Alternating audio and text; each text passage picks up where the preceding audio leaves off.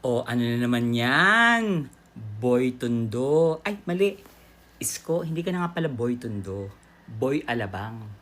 Balita ko, ang ganda ng bahay mo sa Alabang. May bahay ka rin sa BGC, may condo ka rin sa BGC kasi nga, 'di ba? Meron ka ngayong business diyan sa BGC, ginawa mo na parang ugbo. Sa iyo 'yon, 'di ba? Tapos may condo ka sa BGC. Meron kang mansion sa Alabang. Ilan ang lupa mo dito sa Manila, diyan sa May Remedios? Ang galing. Magkano ba sweldo ng mayor? Ikaw talaga, boy benta ha. Habang nagbebenta ka na nagbebenta, bili ka naman ng bili ng mga ari-arian. Hindi ka na taga-Tondo. Di Alabang boy. Di Alabang boy. Okay, dito tayo sa gusto kong sabihin. Bakit ka nagpa-endorse kay Sara Duterte na isa kang batang Tondo kung saan maraming pinatay na user at namatay na inosente sa Tondo nung panahon nung Tokhang. Kasi ako, Tondo girl ako eh. Dito ako pinanganak. Mas una akong pinanganak sa'yo. At alam kong kilala mo ko. I was born June 12, 1969. Nag-aral ako sa Maximino Hison na giniba ngayon dahil i-renovate siya. Nag-high school ako sa Manila Cathedral School sa Tayuman. Diba? Tondo girl ako. Mas nauna akong taga-Tondo sa'yo. Alam mo kung ano lang yung pagkakaiba natin?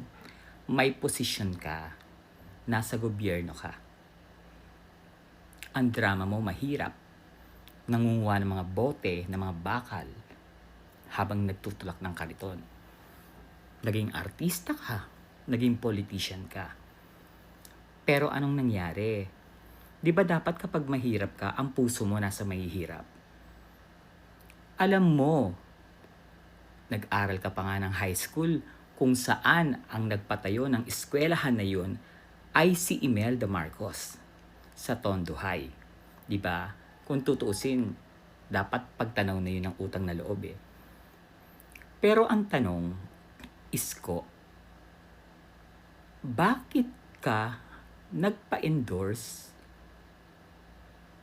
or bakit hinayaan mo na magsalita si Sara sa Manila at higit sa lahat sa Tondo? Dahil ba yung mga tumatakbong congressman ay kalaban mo, lalo na si Valeriano, na pumirma sa impeachment ni Sara Duterte? Alam mo dito sa amin sa District 2, ang daming nagawang kabutihan ni Congressman Valeriano. Tapos hinayaan mo na lait-laitin at tumatawa ka pa. Iba ka, boy. Alabang boy, kakaiba ka. Alam mo na mahal ng mga taga Manila at git sa lahat ng mga taga Tondo ang mga Marcos. Dahil marami silang naitulong dito sa amin, sa atin. Isa ka sa nakinabang. Yung Bliss, yung mga pabahay, di ba? Nung nagkasunog sa Tondo, nandyan ba mga Duterte? Wala. Pero dahil sa masyado kang ganid sa power, hinayaan mo na magsalita si Sara Duterte sa Tondo kung saan maraming naitulong ang mga Marcos. Kung saan maraming loyalista. Dahil napakayabang mo, dahil ang nasa utak mo na kahit anong gawin mo, ikaw yung mananalo. Hindi ka na nagbago. Ginawa mo na yan kay Erap, kay Lim, sinaksak mo ng patalikod, di ba? Kinalaban mo. Si Lacuna, yan, na parang kapatid. Si Hani Lacuna na parang kapatid na ang turing sa'yo. na malaki ang naitulong sa'yo, sinaksak mo din. Naisip ko lang ha, si Duterte siguro yung nagpondo sa'yo nung tumakbo kang presidente. At bakit ginawa ang Dolomite Beach? Para bumango yung pangalan mo. Dahil nga plano na yan na patatakbuhin kang presidente. At hindi ka tatakbo ng presidente dahil kakailanganin mo ng malaking budget. So, sino ang nag-sponsor sa'yo? Duterte. Kasi di umano napapabalita nung tatakbo kang presidente, madalas ka sa Malacanang, pinapatawag ka ni Duterte. At dahil sa mahina ang survey ni Bongo, ikaw ang pinatakbo na akala naman nila mananalo ka. Anong ginawa mo nung panahong tumatakbo ka ng presidente noong 2022? Lahat ng barangay captain na sumusuporta kay BBM, anong ginawa mo? Pinagiba mo ang mga barangay headquarters, di ba? Inistop mo yung yung pondo.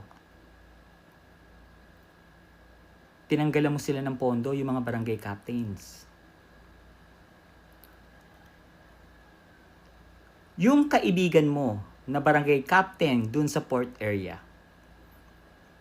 pinwesto mo dun. Diba? Para paano? Para kapag nagbabayad ng barangay permit, malaki ang kikitain ng kaibigan mo. Yung mga tindera sa Divisoria, pinaalis mo. Kaya galit na galit sa'yo ng panahon na yun nung eleksyon ng presidente, pinaalis mo, pinagawa mong parking. So yung bayad sa parking, kanino napupunta? Ilan ang parking area dito nung panahon mo? Kanino napunta? Sino kumukubra? At bakit hindi nyo ini-explain nung panahon mo kung saan napupunta yung pera na binabayad ng mga nagpa-parking dyan sa Divisoria? Bakit maraming droga sa Tondo na nakakalabas sa port area?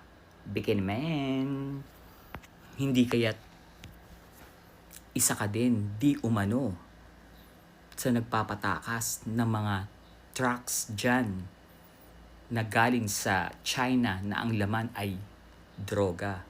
Kasi napalusot nila